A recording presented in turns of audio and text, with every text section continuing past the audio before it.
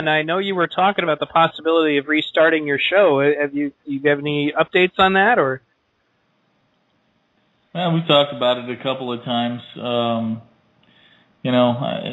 think it's just a matter of getting to it. And just need to.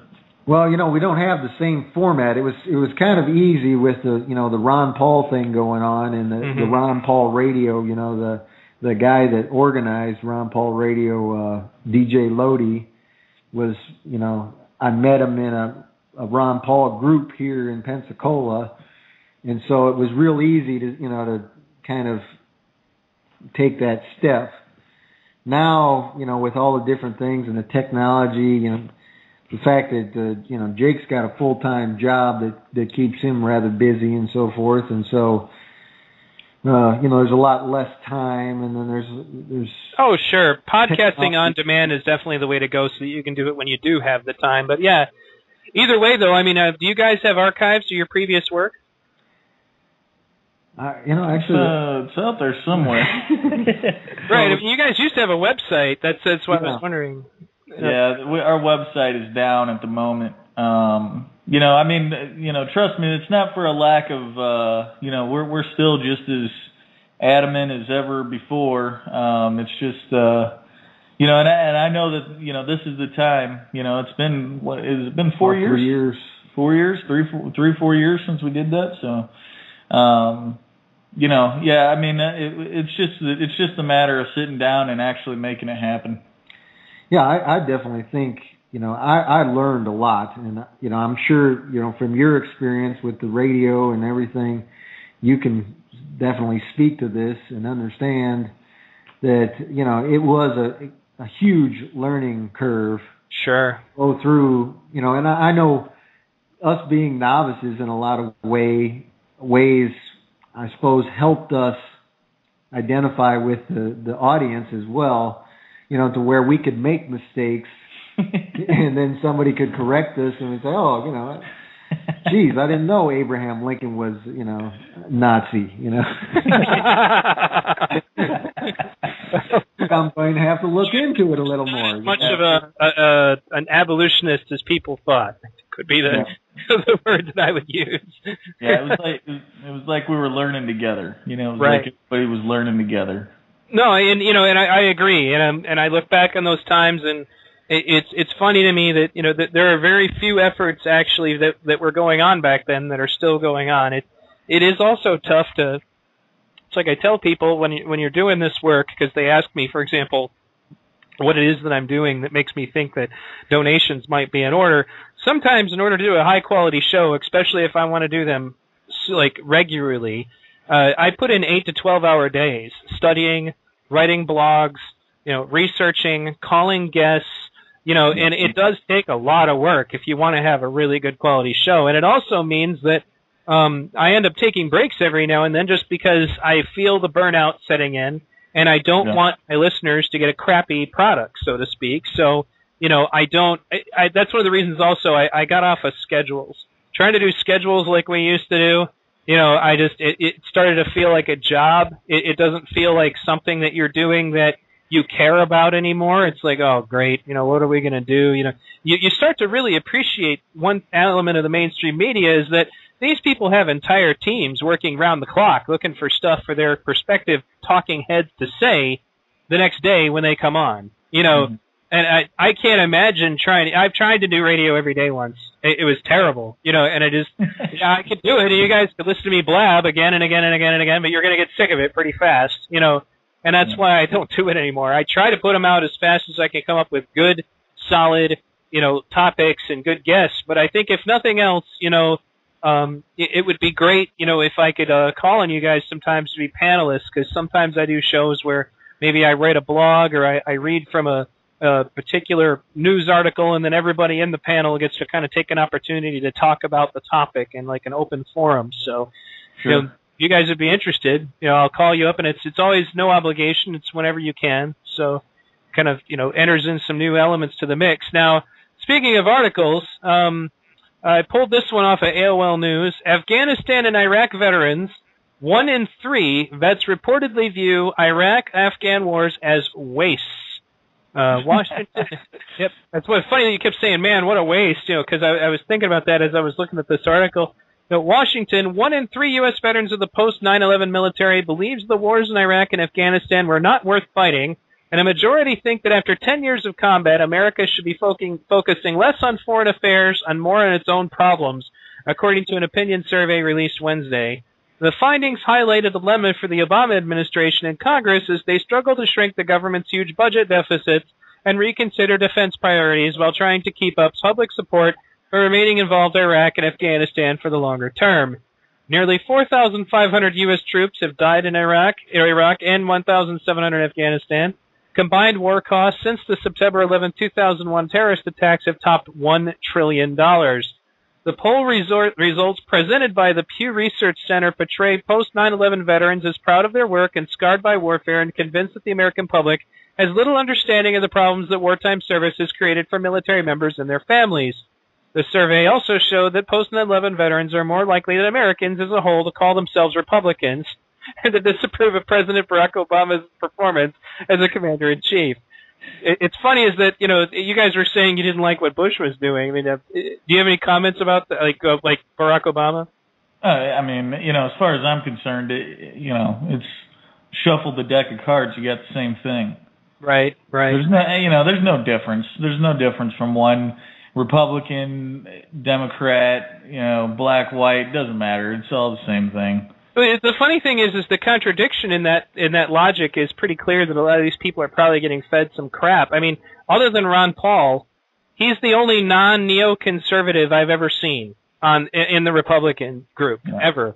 Yeah. The rest of them are all right on board. And anybody who wants to understand what I mean by neoconservative, if you go to my website, one of the first videos listed in Must See TV is called The New American Century, and it just details in great detail what a neoconservative is. And it also points out that the neoconservatives were basically like all around Bush, like a cabal of people who were telling him what to do. The Karl Roves, the Rumsfelds, the people that you don't hear as much about, who probably should be impeached along with both of those people for what they did. At the end of the day, these people don't even hide it. They literally believe that invading other countries and setting up puppet governments is the only way that the United States will be safe. If you listen to their doctrine, that's it. Which is why it's funny to me that they're saying they want to be Republicans and they don't like Obama, and then they think the war is a waste, considering it was Republicans that got them into that war. Saying that a Democrat wouldn't have done the same thing. Don't get me wrong. Well, I don't think it's necessarily those. Obviously those guys are the ones doing that, but Halliburton is the one who thinks that it's, who convinces us that, we need to be fighting wars in 3 different countries at the same time, because that increases their bottom line. Right. Well, the thing is again, it's accountability. If they can steal $100 billion, tomorrow they're going to say, hey, maybe I should go for $150 billion. Right. Yeah. Right. And it really just keeps snowballing. And the fact of the matter is that a lot of the soldiers do, to a certain extent, have the ability to make us aware. Like with Bradley Manning. I think to a certain extent he was trying to make people accountable for what was going on. This is the guy that shared the WikiLeaks or whatever. Yeah. Right. And, right. Whatever you think of this guy, I tend to believe that he had a noble idea.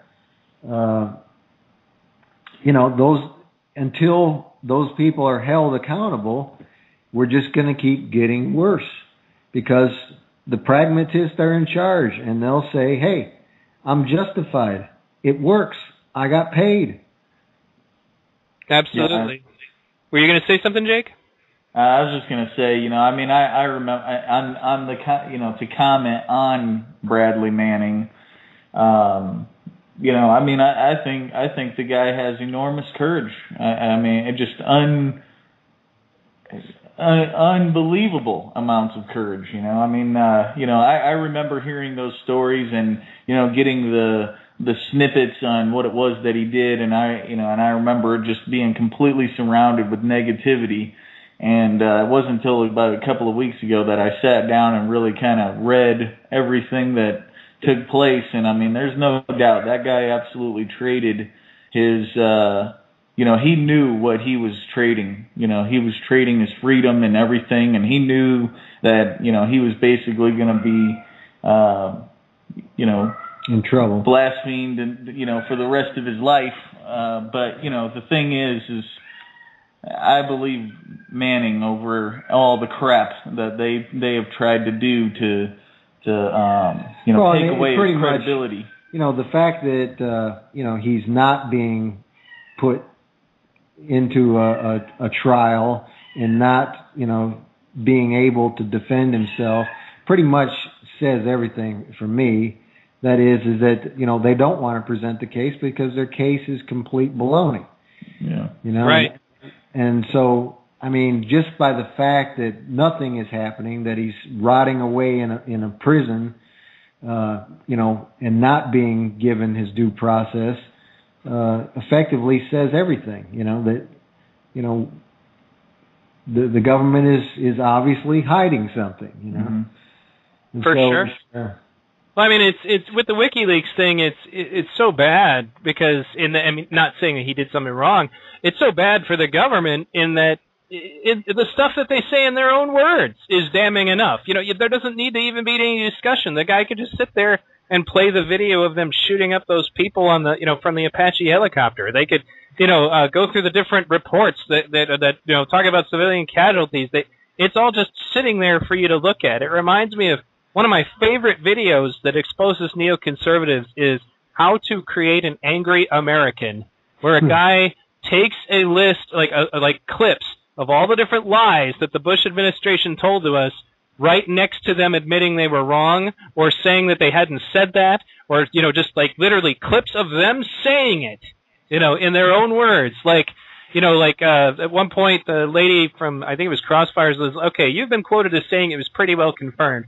This was in reference to confirmed that Saddam had been working with Al Qaeda, and he's like, oh, I never said that. What I said was, and then it pans immediately to him saying, well, it's pretty well confirmed that he did go to to create. I'm just like, you watch that video and you just want to punch somebody. You're like, freaking really, and then all the different times that Rumsfeld lied paired right next to the different times that that he said something. And then one of my favorites was all the different ways that they played up. We don't want to see the smoking gun that is a mushroom cloud, and then it pans over to them and talking to George Bush. I was going to say interrogating, talking to George Bush up on the podium, and he says, well, wait a minute, what did Iraq have to do with the attacks on attacks of 9/11? And then Bush just says nothing, because at this point the cat's out of the bag, it's lies. So now I guess one final thing is we're coming to the end of the show that I wanted to cover. We talked a little bit about private contractors, people like Blackwater and all that. And I actually befriended a guy who apparently works for one of those private security companies. And he talked to me about the fact that, for example, there were private security on the ground in New Orleans during the hurricane before the soldiers were there. And I actually went and researched into what George Bush did to suddenly make that legal. And it's hilarious to me, the people who would say, well, that's just a conspiracy theory. And then you go look it up on the White House website and what executive orders specifically that he did that state that it is now legal to use mercenaries on American soil. Okay. Yeah. Now, not all of these groups are bad, but the question is, unfortunately, a lot of people who get into these kinds of groups are the kinds of people who are too crazy to be in the military, and they end up, I remember actually I dealt with a kid who was so militarized when he got out of the military that he didn't, it was very clear that he could not live as a civilian. And I asked him why, and he was like, well, they take care of everything. They take care of your clothes, your food, everything. He's like, I can't seem to function in this world. He couldn't get a job. He went to Michigan, of course, which means nobody can function, ex-military or not. But the point is, though, is that, I was talking to him one day because he was so wrapped up in the military and so wrapped up and, yeah, we're doing the right thing.